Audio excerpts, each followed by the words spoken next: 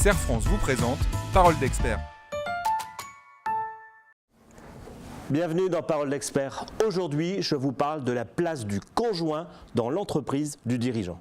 Si très souvent, il ou elle s'implique dans l'entreprise, il y a néanmoins un cadre social et juridique à respecter. Depuis la loi de août 2005, 3 statuts sont possibles.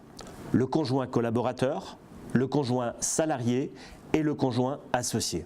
Il faut déclarer ce statut au centre de formalité des entreprises. Attention, si votre conjoint travaille régulièrement dans l'entreprise sans avoir un de ces statuts, cela relève du travail dissimulé et c'est du pénal. Avec le statut de conjoint salarié, votre conjoint signe un contrat de travail avec l'entreprise. Il a ou elle a une fiche de paye, une rémunération et une couverture sociale.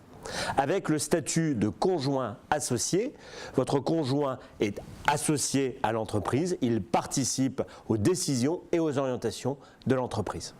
Avec le statut de conjoint collaborateur, votre conjoint peut travailler régulièrement dans l'entreprise sans percevoir de rémunération, mais en disposant d'une couverture sociale. La forme juridique de l'entreprise contraint les statuts disponibles.